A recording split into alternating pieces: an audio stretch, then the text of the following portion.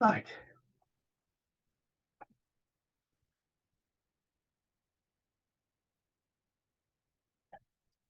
Okay, so just make yourself comfortable in your chair, sitting forwards slightly if you can, and just be careful of your back. Excuse me. We're not obliged to stay in this position, so if you want to sit back at any point and get a bit more support for your back, that's fine. You may see me doing that at some point if I feel I need it. But the ideal posture is to be forwards and have about a third of your weight in your feet, so a slight angle forwards. And it takes time for your back to condition to get used to this, so you must take it slowly and not overdo it at any point. Just rub your hands together and then tapping over your face.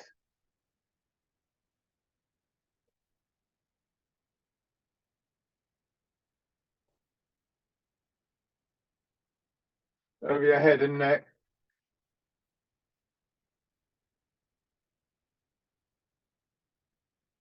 Down to one shoulder, your arm.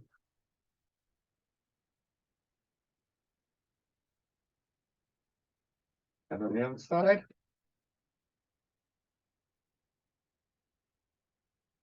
Half of your chest.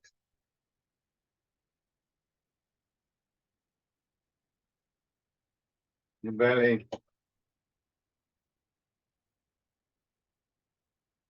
And your legs.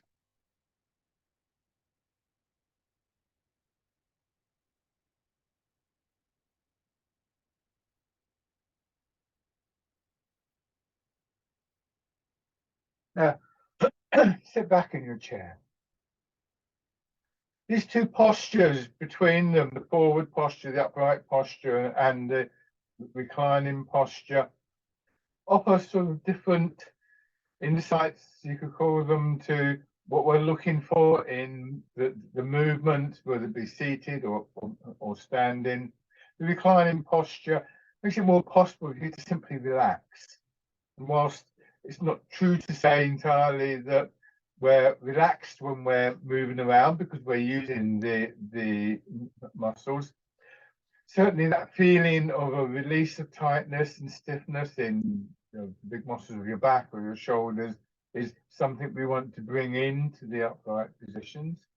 The other thing that we very much want in the upright positions is to get a sense of how we're responding to the pull of gravity. We want to allow gravity to work through our body rather than tighten up against it. And again, I think that's easier to feel in the first instance with this posture. For instance, if you just let your arms hang down, you're going to feel your shoulders being pulled backwards and downwards rather than having to sort of hold them in a particular position. When we come back to the upright, it'll be the same sort of feeling in the shoulders, although the technical side of the posture is obviously different. We may also notice changes in things like our breathing and other internal processes. You may get a better sense of your circulation, which will improve, just like the circulation of energy and so on. So just take a couple of slow, gentle breaths. And then coming back up to the upright position, bring your feet in, come to a comfortable position in the chair. As I said earlier, if you want to be back, then here I'm right back in the chair. Because I'm angled forwards, the chair is slightly angled backwards. It's really just the lower part of my back in contact with the chair. But in a lot of cases, that will be enough to offer that support for your back. But you won't feel the weight in your feet quite so clearly. So there's a compromise there. I'm going to come forwards just. The main support for your upper body comes from deeper within your body in this posture rather than from the chair. The pull of gravity works downwards. And so some people like to suggest that it feels like your skeleton is pushing upwards, your spine, and so on. whereas the soft tissue of the body is hanging down. I'm not sure about this idea of the skeleton pushing upwards, but if that works for you, that's fine. Excuse me. But again, the soft tissue of the body, almost like a garment draped over the framework of a tailor's dummy or a model in a shop or something like that. Feeling that the muscles of your upper body are engaged, but not strained. So they're working within their capacity. And not just the muscles and tendons, ligaments, the fascia. And even the body fluids, the blood and so on, and this sense of the energy, none of those should feel under pressure, shall we say, or as though they're being squeezed. So an overall feeling of spaciousness within your body, and because of the focus of attention we're bringing to our body and the detail that we're looking for, a sense of spaciousness in your mind as well, as you sort of redirect your thoughts into the practice. And then begin to slowly turn your body. These are intentional movements.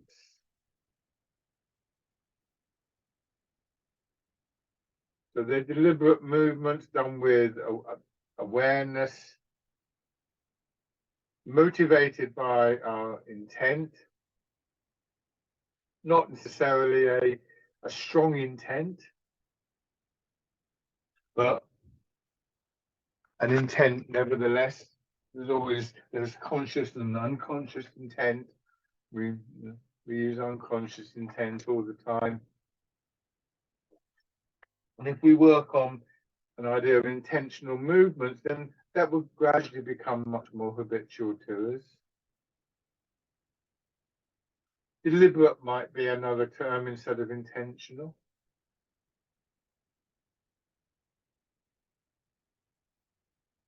Hands in front of your shoulders, just gently circling your elbows back.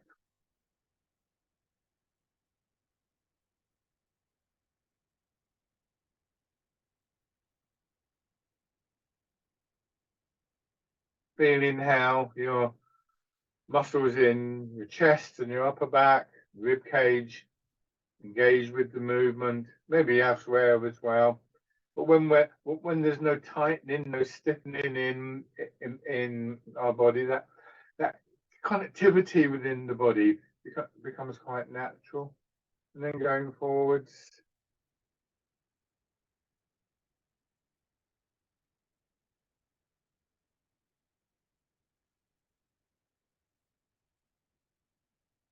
hands down to your sides and rotating your arms. And this isn't a forwards and backwards movement. If I do this on the side, you see my hands are hanging down by my shoulders, rotating around. Not this.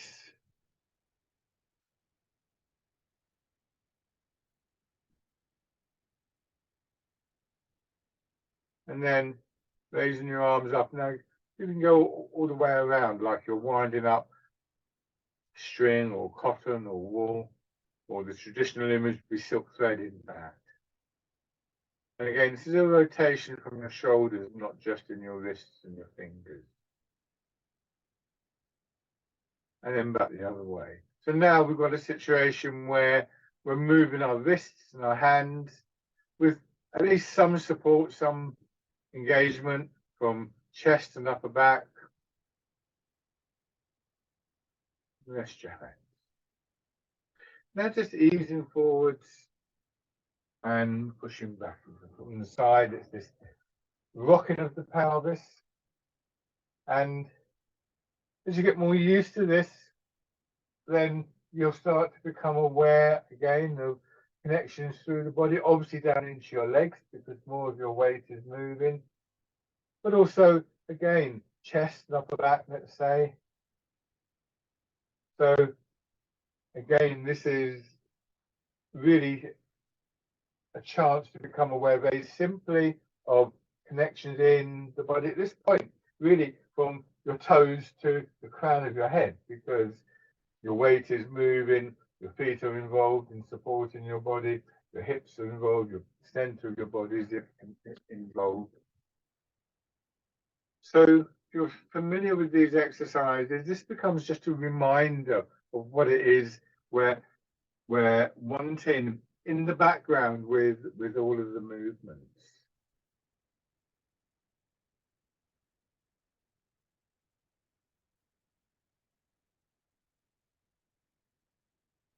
When you turn in the middle of your body, then the whole of your upper body turns and weight distribution between your feet will change.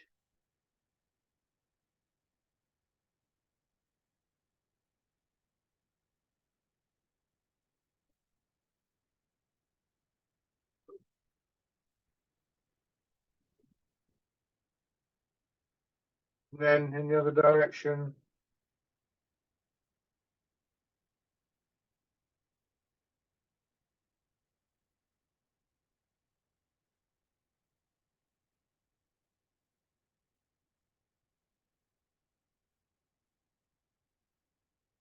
And circling around.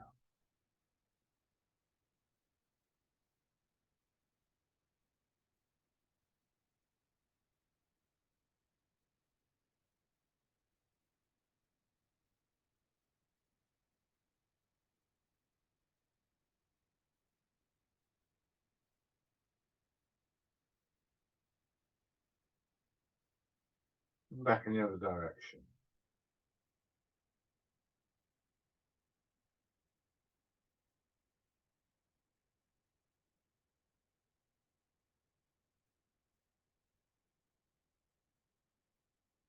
And then just to do a movement in your feet, step forward, put your heel down, lower your toes, step back. Push your heel and then the ball of your foot gently into the floor. So it's again, a deliberate and intentional step.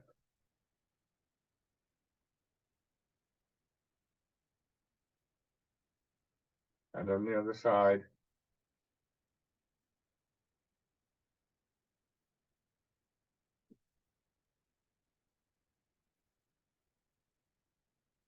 This is a very simple opening set of movements, but one that, as I've been explaining, has a number of sort of aspects to it. So it doesn't take long to do. It's always worth thinking about this as an early morning routine before you get too active in your day.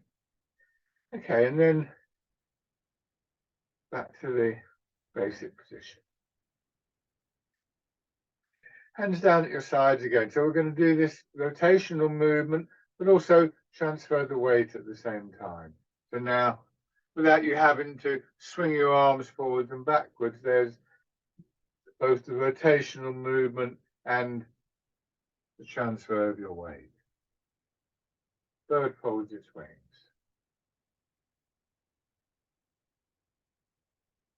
So your upper back just opening a little bit as you go forwards, and chest opening as you go back.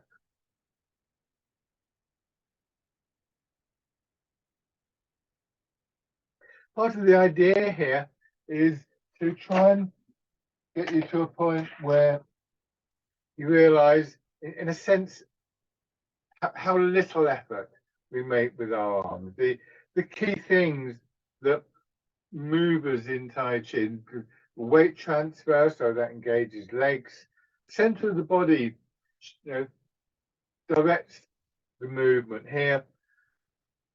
The movement is forwards and backwards. There's no horizontal rotation in the center of the body. And then we can make the change to fisherman cast a net. If anything, this is even simpler because your arms just hanging from your sides. A little bit more swing from your shoulders than in the previous exercise. A bit of momentum gradually building up, but also you can build the movement not by moving your arms or your shoulders more, but by thinking about these movements of the weight for a start, what's happening in your spine, and again, chest and upper back. So this is where we begin to apply our intent, or at least a part of our intent, in these small components of the bigger movement. A part of our intent, a part of our awareness is aware of the bigger movement, that of the shape that we're trying to let those smaller movements fill up.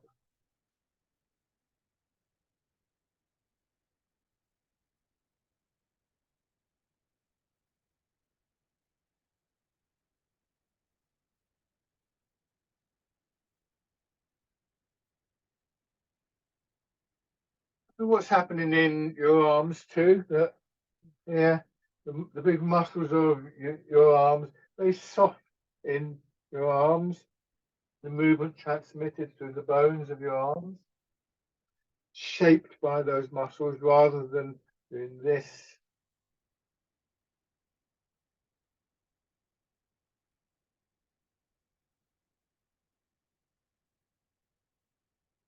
And then the image of the ball in front of you coming back. So you're rolling the ball or sliding your hands over the ball.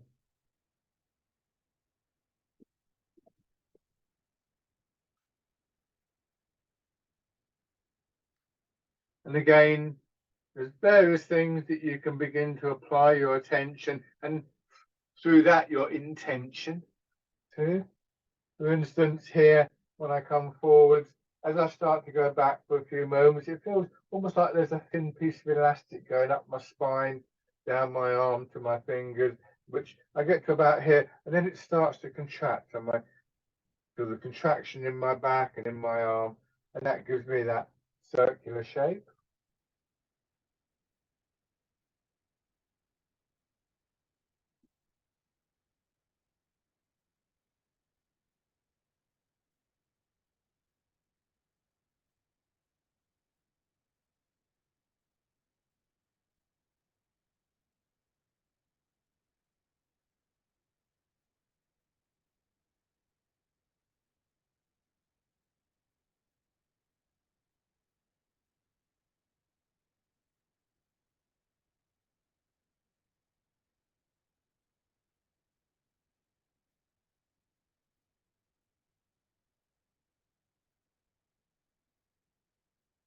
And then as time you go forwards and start to come back, turn your hands palm in, and instead of your whole arm coming in, just feel that contraction in your back, drawing your elbows apart and then your fingers apart, and pressing back together. So bird folds its wings. Sorry, pigeon spreads its wings. The name is mixed up. Another image you could use here, rather than that slightly barrel-chested quality that we might associate with the shape of the pigeon, is that you've now got the ball here, and what you're doing is you're letting the ball expand and then compressing it a little bit as you go forward. This creates a stronger feeling, and when we ask the body to move in a stronger way, either through reality, you're picking up a heavy bag or something like that, or else on the other hand, using an image, then that sense of connection in our body increases.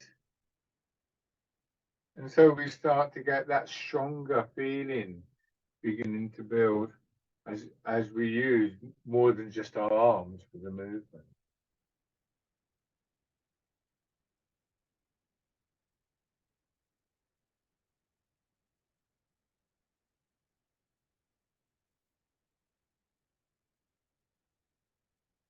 So notice the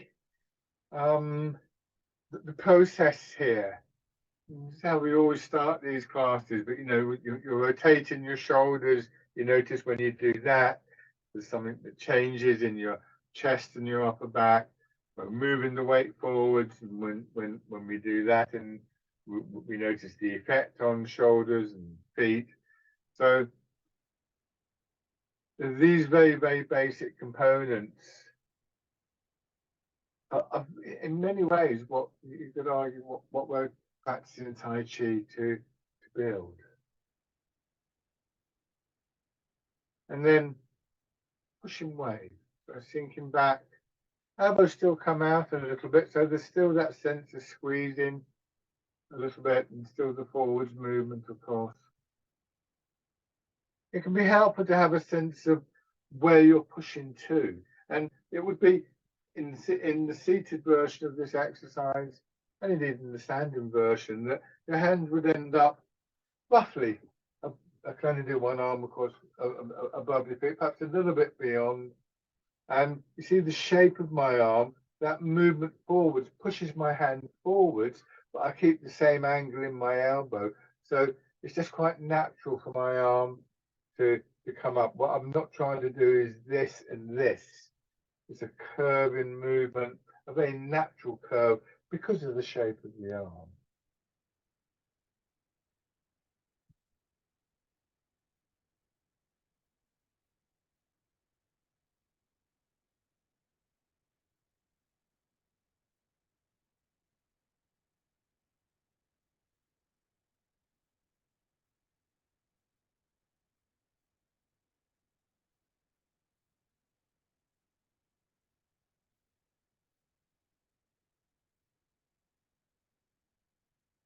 Now, however, you roll your fingers into hollow fists, and now the angle of your elbow does change. You're deliberately maintaining the position of your arm a little bit above your leg. If I didn't let the elbow open out, then it would be that movement. But as I go forward and let this angle open out, my arm rotates. Not locking the elbow out, not fully out.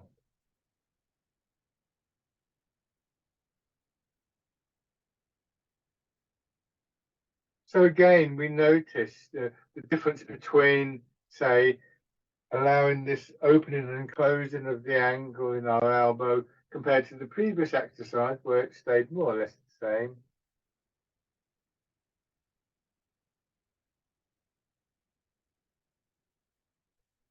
And in general, these small changes are much easier to bring that intentional, deliberate quality to than the overall movement. Once we have the basic shape of the movement, the basic map of the movement,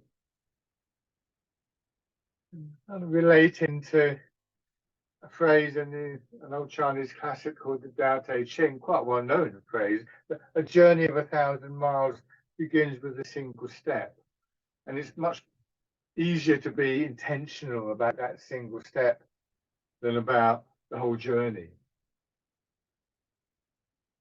and much more effective. Open your fingers, turn your hands out, winding back.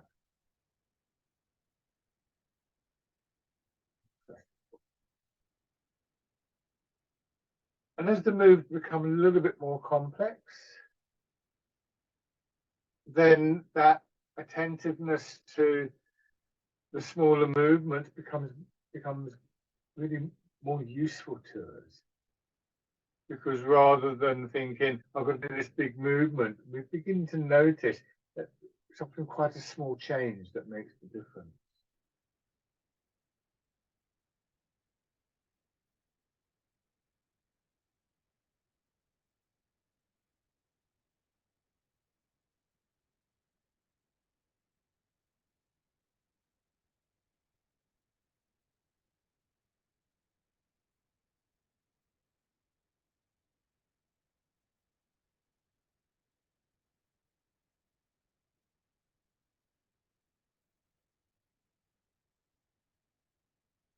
One more time.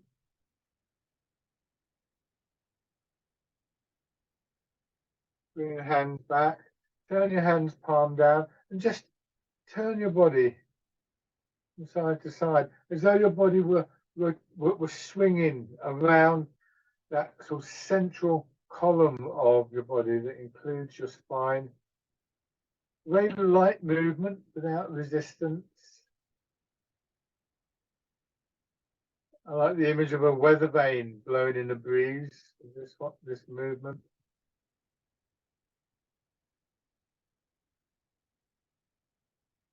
and then turning, easing forwards and around. So part of the idea is to have no unnecessary resistance to the movement. Turn the other way. And by unnecessary, I mean obviously the resistances that stop us overextending our arms or our whole body, and so on and so forth, are important. So we reach a point where we're aware of that resistance and notice when just a natural kind of forward, say in your back, for instance, here, you can feel it's getting stronger in your back as you go forwards. I can go to here quite comfortably, but as soon as I go a little bit further, that's when I feel that tightening, gripping feeling.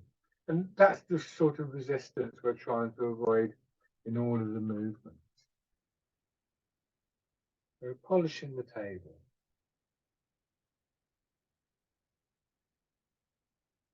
We're just aware of this soft boundary, which is very much related to positioning of your feet and where gravity is going. All the time gravity is going down through your feet and your legs, or your hips and your back and buttocks, or is within this square that the feet and hips create, then you're much less likely to stiffen up. One more time.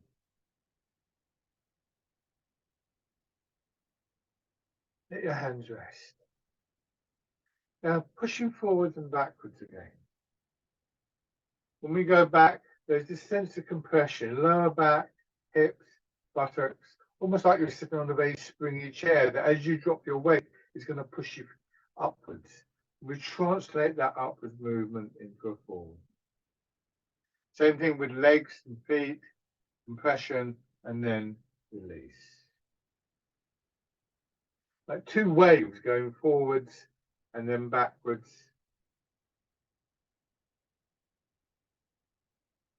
But then as you start to go forwards, almost immediately you push down through your feet as well, because there's still that 30% of the weight there, but there's still a degree of compression. And the two waves meet in the middle and rise up through your body, giving you this feeling of a lengthening expansion through your back, followed by a contraction. So this is really driven by the pull of gravity working through your body, just as if you were going to bounce a ball, you'd have to drop it first. So the first thing we have to do is to find a way to let gravity go through our body without resistance. And then your hands around in front of you, pushing up, so you're lifting the ball up and then pressing it down.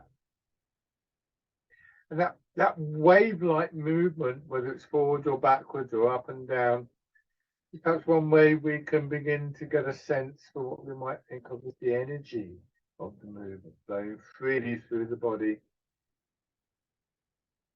in both directions, in all directions.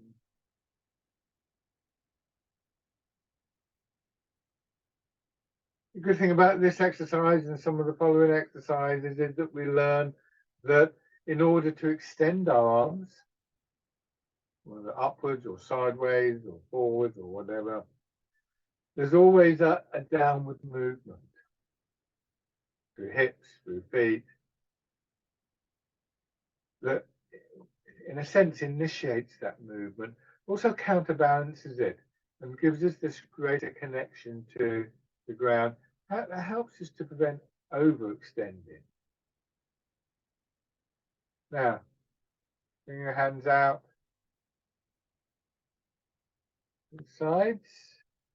Wild goose. So with this, perhaps with this image of the bird in flight, helping you to build up a quality of smooth movement, strong movement in your body.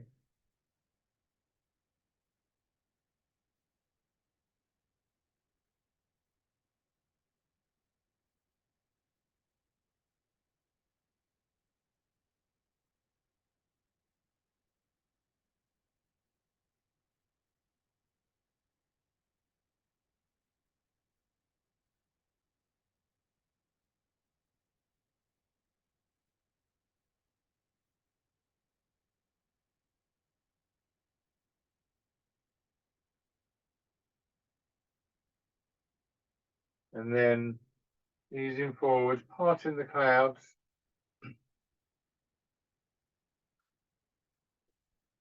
There's a little bit of a weight shift here to let your hands come in front of your shoulders. The weight goes back, you sink into your hips, and again we have that push out. Lovely expansive quality to the movement.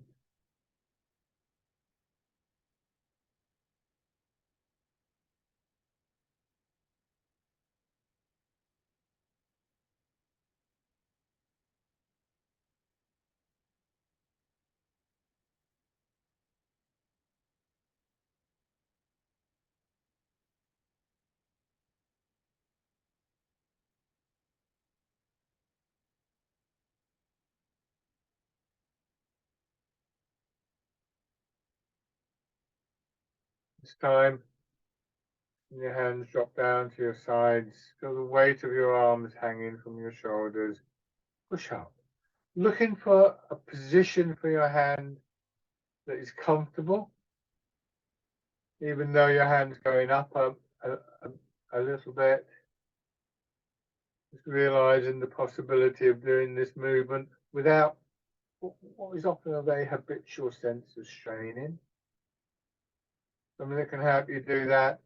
Here, before you come down, just let your arms rest. Can you find a position, just moving around a little bit, where the weight of your arm seems to go down through the side of your body into the chair and into the ground. The hanging part of it is obviously going to be softer. Same thing here. And down, and then in your mind, almost sort of as though you were plotting a route, or rather instructing your body to plot the route. You can't really think, oh, my elbow's got to go here, my little finger there.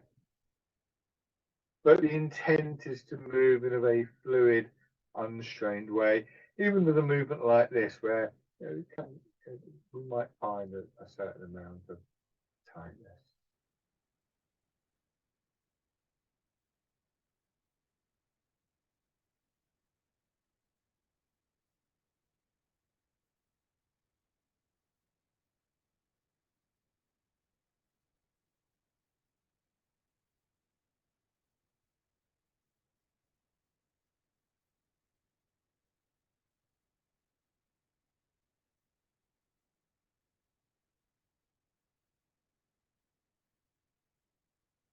Dragon plucks the stars from the sky.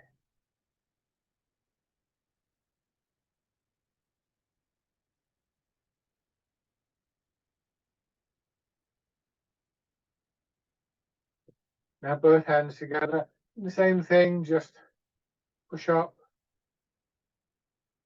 on a comfortable position to rest in for a moment.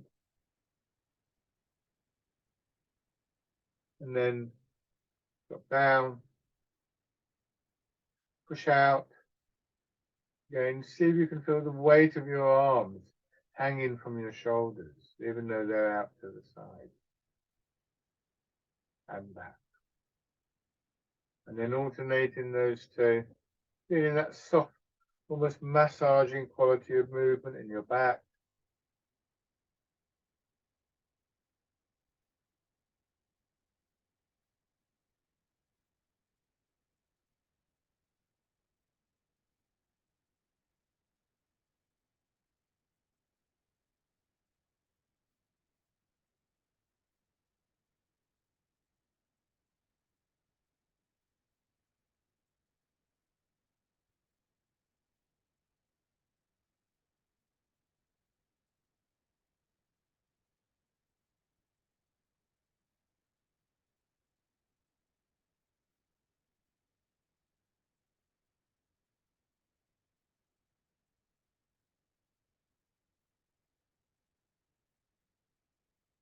And then this time extend one foot onto its heel, still slightly curved, bent in your knee.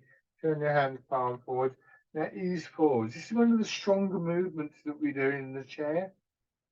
Easing back, because there is this, what I would describe as a soft stretch. You're not stretching to the full extent that you might choose to.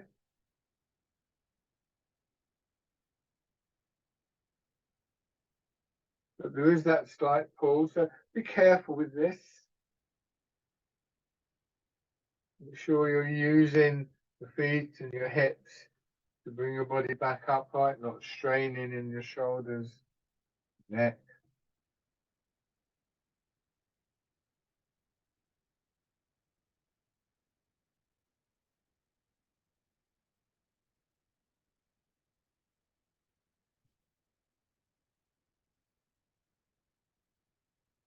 And then again, a hollow fist in your hand, sit back, and now forward and upward movement. Again, this is quite strong in your back because you're angling out like this. You see this, you should feel it strong, but again, not gripping tight. And if it is gripping tight, then bring the movement back in a little bit. Make a smaller movement until you discover for yourself how you're able to do this movement and retain the support of your legs, your hips, your skeleton, which is quite subtle, and it's an interesting movement to try this with.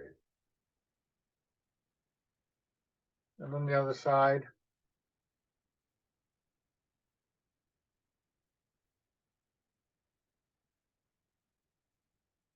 So if you do the smaller movement, you might be thinking, oh, well, I can go this far and then this far, and gradually, having got the method, as it were, you can begin to extend the range of your movement out.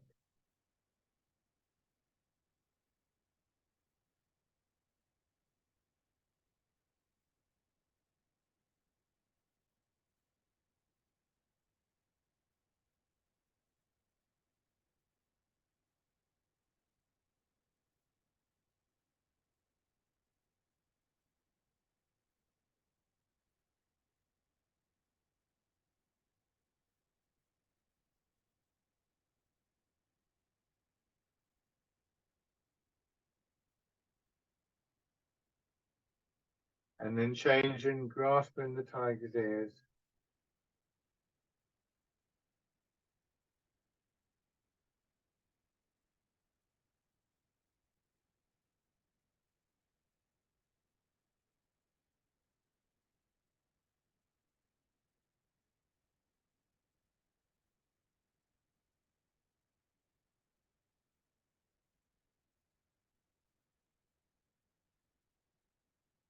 Good.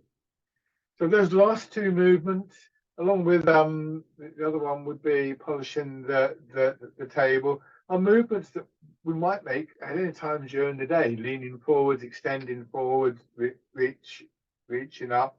So they're quite useful exercises to consider and to develop that sense of an intent that this is how I extend, and eventually that intent will spill over into the rest of your life. If you think about polishing the table, for instance, compared with, say, pushing wave, I'm here for pushing wave, but for polishing the table, I'm going to here. So, what changes between here and here, and how can we build those changes in? If we think about a movement like this, for instance, which we did earlier, and then again angling forwards, we can see that we can start to explore the possibilities of this quality of movement, this smooth quality, much kinder movement in our body, is possible just by bringing in different factors, often quite small factors. And of course, we can apply it to the standing as well. So before we stand, just rubbing your hands together. And then tapping over your face.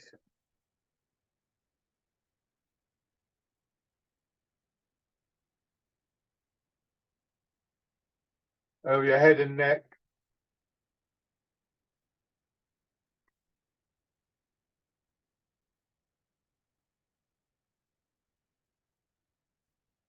Down to one shoulder and your arm.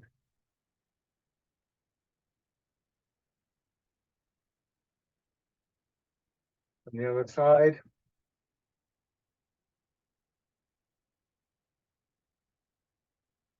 part of your chest.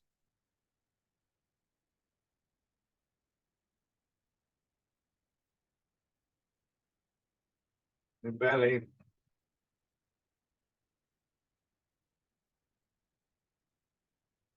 And finally your legs.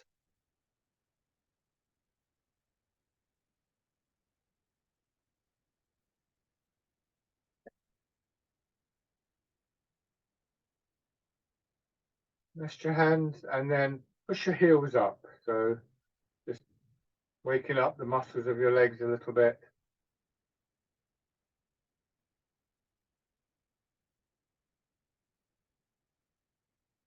And then circling around.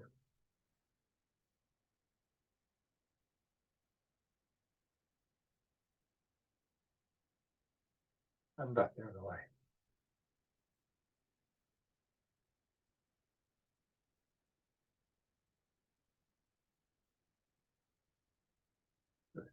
Okay, and then if you wish to stand in.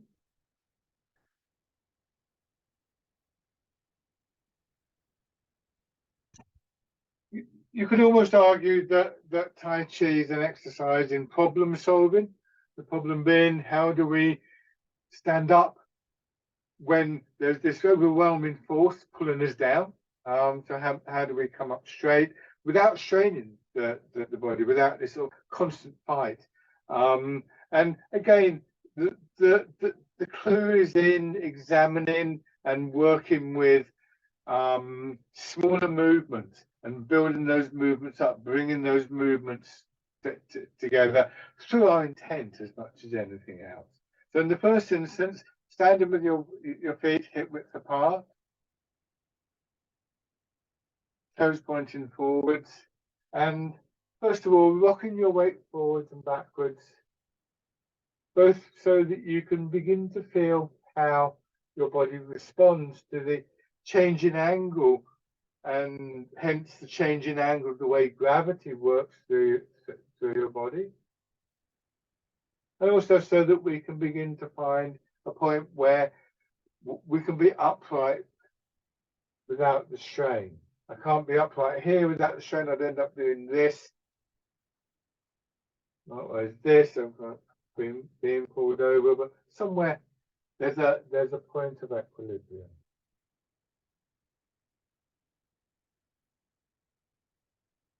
So what's happening in your calves, your knees, your thighs, your pelvis, hip. These are key areas as we change angle.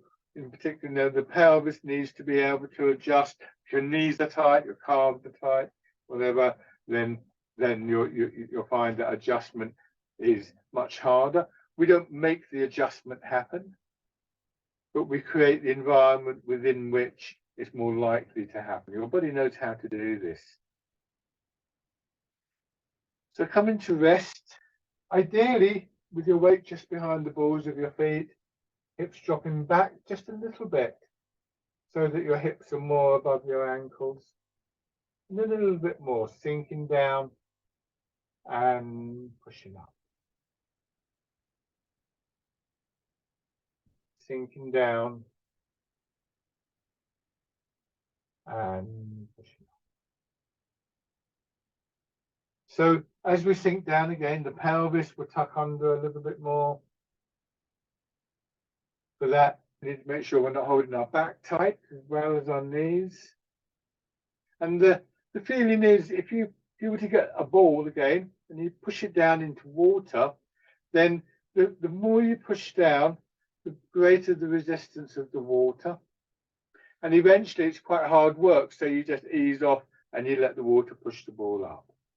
And in the same way, that same kind of, let's call it pressure for want of a better term, builds in your legs until eventually your legs push you up. So again, movement initiated by the drop in. This time, bring your hands around as though you're cradling the ball, pushing up, and hips drop in, shoulders drop in, arms in place to press the ball down.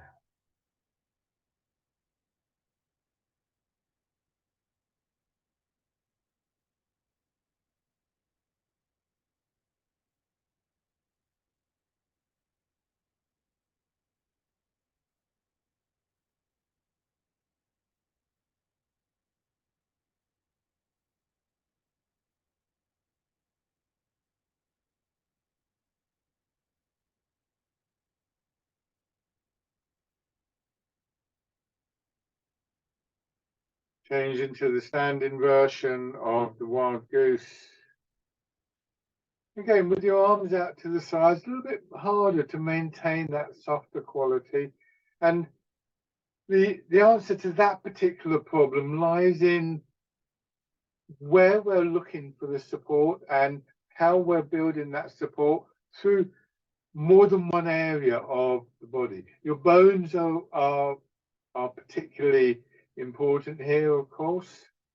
Your muscles, tendons, and ligaments support the bones and help to keep them in place. But the upward movement is from the legs, and the downward movement is yielding to the pull of gravity. We're not doing this, which will very soon make your shoulders ache. And then out in the clouds.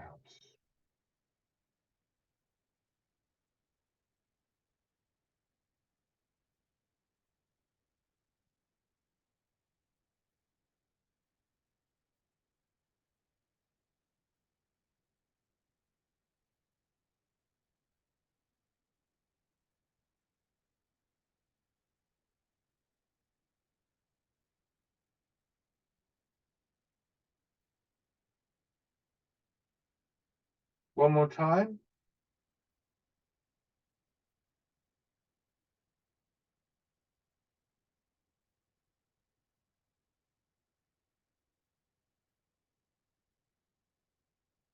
And then shake out.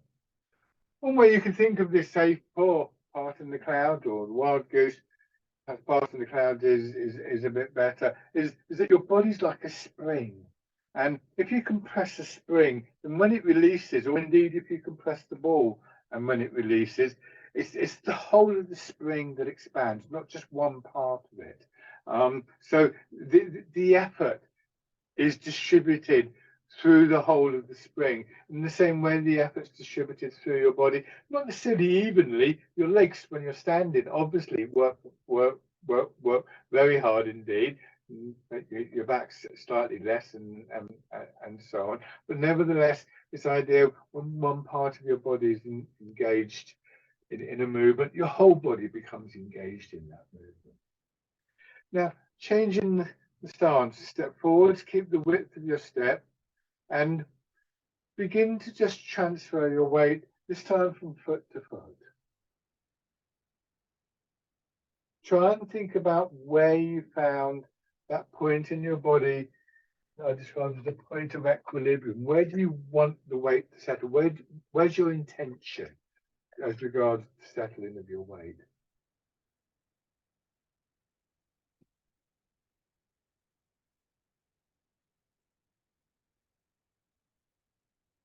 So ideally it would be somewhere between the middle and the ball of your foot on each side.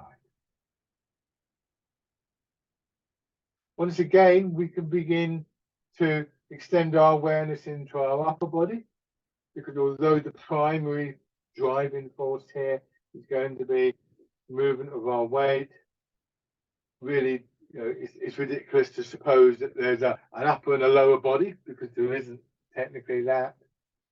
And so when we move in our legs, we're affecting our back and our spine and so on and so forth. Or you could use this image of moving through water. If I was moving through water and I pushed my weight forward, and I did nothing with the upper part of my body, the pressure of the water would make me would push my shoulders back. So to keep my shoulders in line, I have to make certain changes, or I have to let the body make those changes. Again, these are very subtle changes.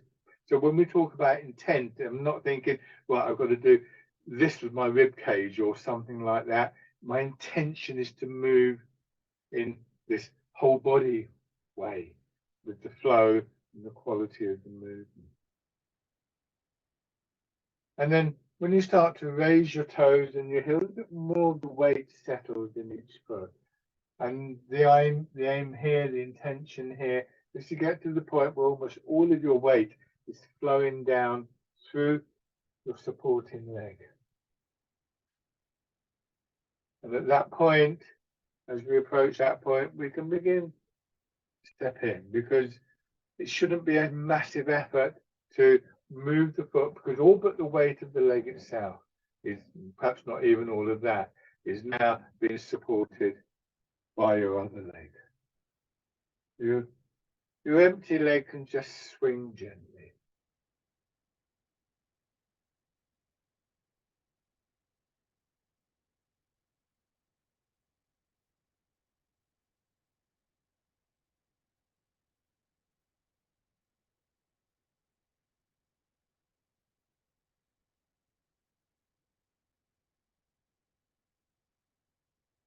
On the other side, and transferring your weight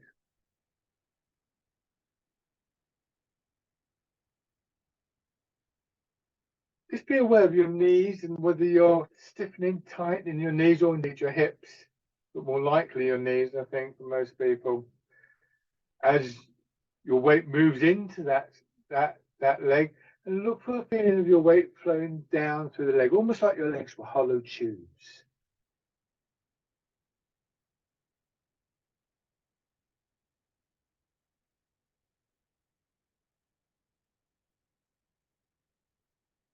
And that again distributes the effort, means that you're not having to tighten your knee to hold yourself up. Raising your toes and your heel.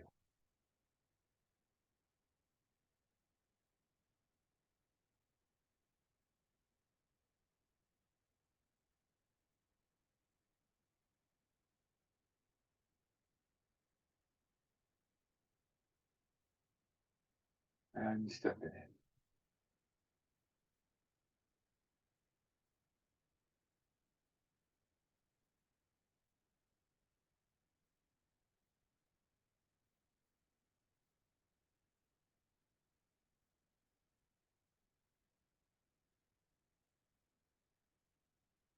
And then just see how it feels to take a few steps in one direction, either forwards or backwards, maybe diagonally. Remember, heel goes down, toes go down when you're going forwards. The opposite way if you happen to be walking backwards. And then change direction, so you see the ball of my foot goes down and my heel, and then my weight. It's a relatively short step, but maintaining the width of your step.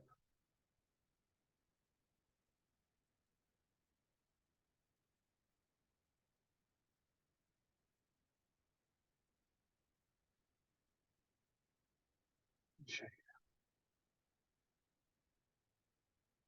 Right foot forwards, and start off with a couple of rounds of standing version of fisherman castanet. It's a really sort of lovely, very simple, very fundamental exercise. Weight moving your body moving your arms.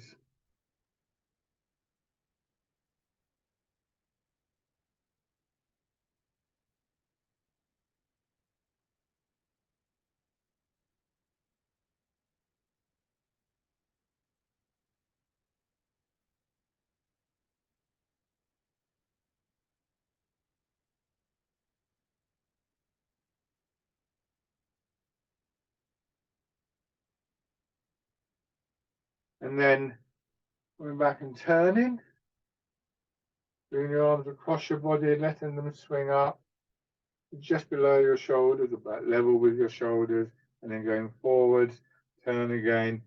So the turning is the principal change here.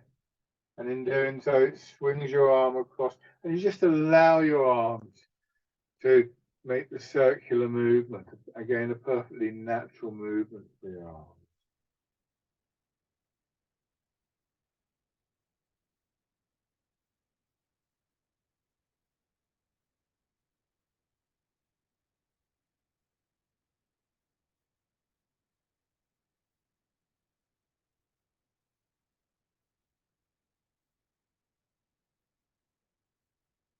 Good. Shake out. Put your left foot forwards and start the same way. Fisherman castanet. Feel what's happening in the sides and your back, belly and your chest.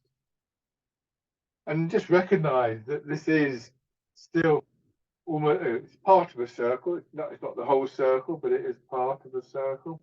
So when we start to turn, we've got this curving movement already. All we really need to do is to build on that to go into the figure of eight movement.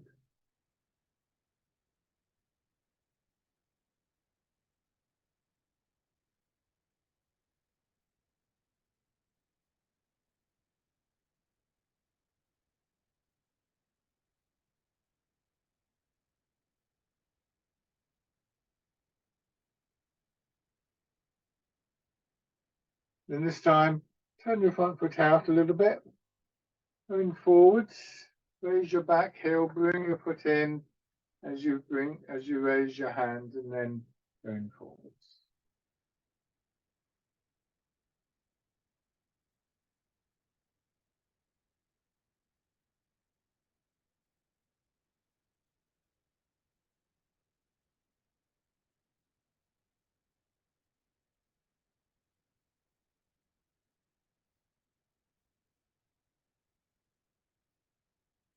And then changing direction again.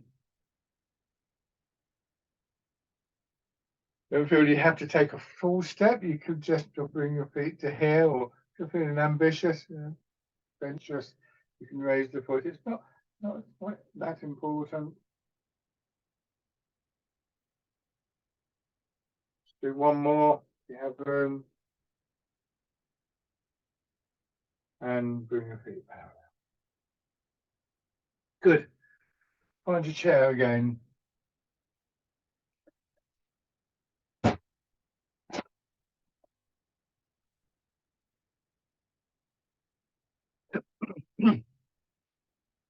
The dropping of your weight, the dropping of the pull of gravity through your body, as I said, initiates the movement. But it's not just a case of initiating movement, of the mechanics of the movement, or even the energetics of the movement. That downward pull of gravity draws our attention downwards. So all of these are linked processes. So the calmness, the quietness that we begin to associate with Tai Chi comes from that quietening of our attention. I said earlier, your attention comes into your body. You leave behind for a little while some of the other thoughts and processes. You come back to them. You will come back to them both in the class and out of the class. But just this calmer feeling is one of the things that grows out of the process of rooting down, really. So it's a mind-body process. So when we do the last movement, embrace tiger, return to mountain, all of those things are really emphasized. The hands to your sides, push your arms up a bit like the wild goose, move them around so that they're holding the ball against your chest. Bring your hand in and look for that feeling of dropping down through shoulders, spine, into your hips and into your feet. Quieting, just momentary settling of your attention. And these little moments of quietening we know to be really crucial. They're just reminders of that sense of spaciousness in our bodies, certainly, but also the potential for that in our mind.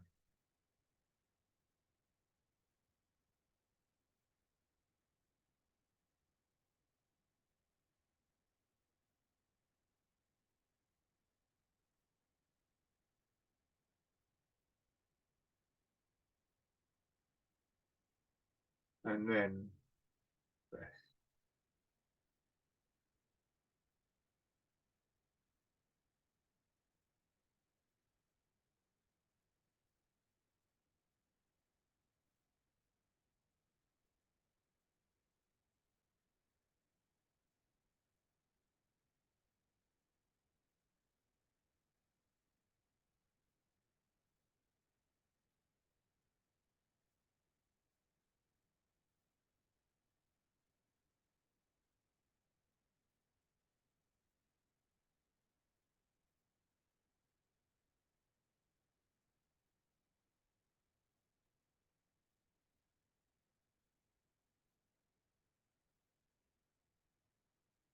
and open your eyes. Right. Thank you very much, everybody. The classes always seem to go so quickly, don't they? Thanks very much for coming.